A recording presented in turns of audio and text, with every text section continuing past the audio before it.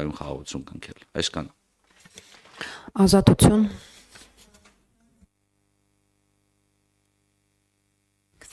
Պարոն Հովհաննիսյան, Թուրքիա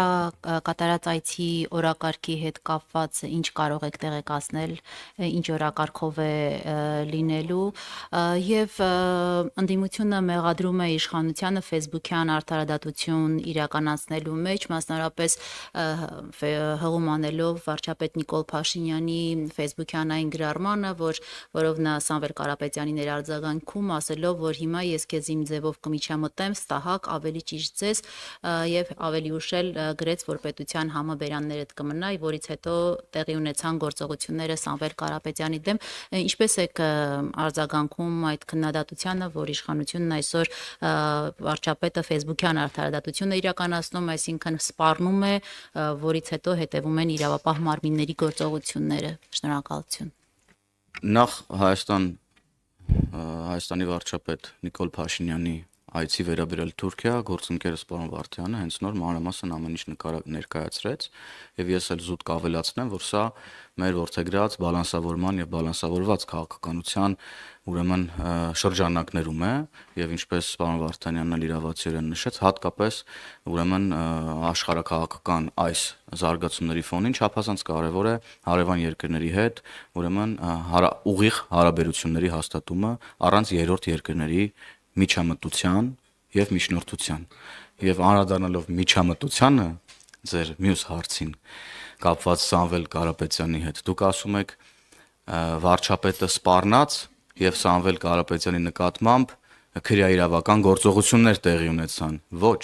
Սամվել Կարապետյանը սպառնաց եւ նրա նկատմամբ քրեաիրավական գործողություններ տեղի ունեցան ես քրեաիրավական գնահատական բնավ չեմ կարող տալ եւ չեմ էլ պատրաստվում տալ որպես քաղաքական գործիչ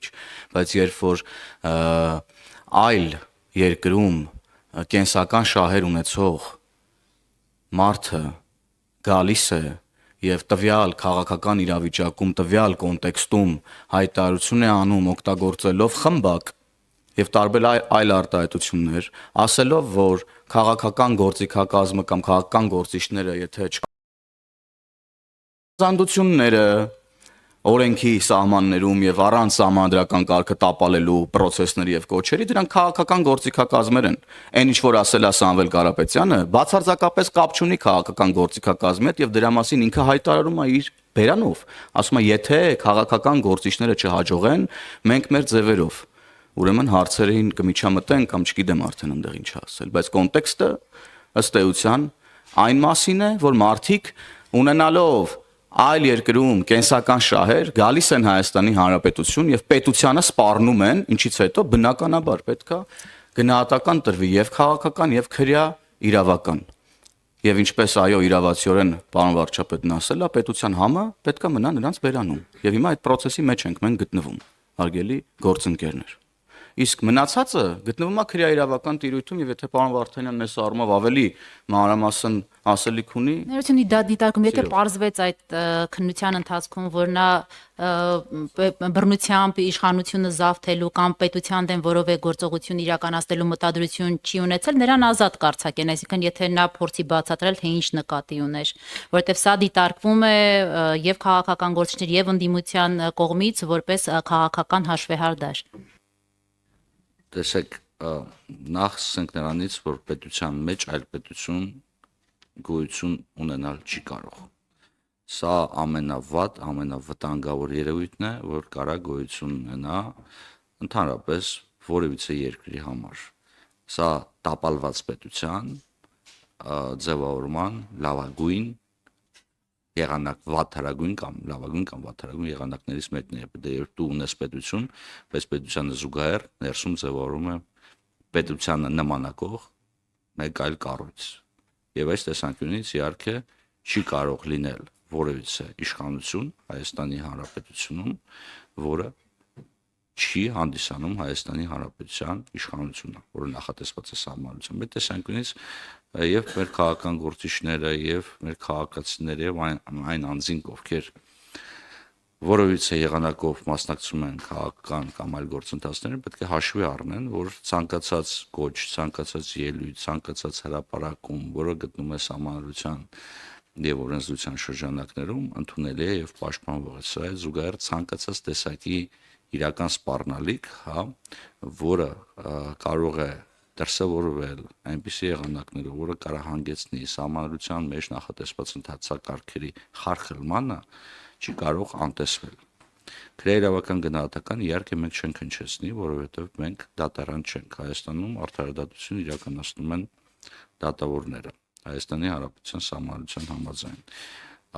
Դուք ձեր կողմից արտահայտություններ նշեցիք, այս կարգի արդարադատություն, այն կարգի արդարադատություն, ես բազում անգամներ ասել եմ եւ մենք կրկնում ենք, որ յուրաքանչյուր պաշտոնատար անձ պարտավոր է առաջնորդվել օրենքով, սեփական համոզմամբ, իսկ դատավորը նաև գտնում է երդման տակ եւ պետք է ոչ միայն դատավորը, այլ նաև արդարադատություն իրականացնող եւ արդարադատության իրականացման օժանդակող բոլոր կառույցները գտնվում են երդման եւ համապատասխան պարտավորությունների ներքո եւ նրանք պետք է կատարեն այս պարտավորությունները։ Ես չեմ ուզում քրեիրավական որոշակի գնահատականներ տալ, որտեղ այդ գնահատականները մերը չեն եւ չեմ ուզում որ սա դիտարկվի որպես որևիցե եղանակով միջամտություն արդարադատության իրականացմանը, բայց առնվազն մոտավորապես պատկերացրեք, որ պետական իշխանությունը գալիս է որպեսզի օրենքով նախատեսված գործընթաց ծավալի եւ բախվում է մի այս բaragայում ես խմբակ եզրույթ օգտագործում խմբակի հետ, որը ասում է պետական որոշումը չի կատարվելու։ Սա այդ failed state-ի կամ տապալված պետության ձևավորման ամենավտանգավոր բաներից մեկը կարող է պետության գործողությունները երբեք որևիցե կողմից չպետք է վիճարկվի։ Իհարկե, եթե պետությունը գործում է սահմանադրության եւ օրենքների շրջանակներում, բայց համենայն դեպս երկար խոսեցի մի քիչ, համենայն դեպս տեսեք ցանկացած սպառնալիքի իրական լինելու գնահատականը պետք է տա դատական իշխանությունը, բայց անտեսել նաև սպառնալիքի իրական լինելը կամ այդ սպառնալիքի լեզվով խոսալը, որը կարող հանգեցնի սահմանադրության խախտմանը, մենք չենք կարող անտեսել։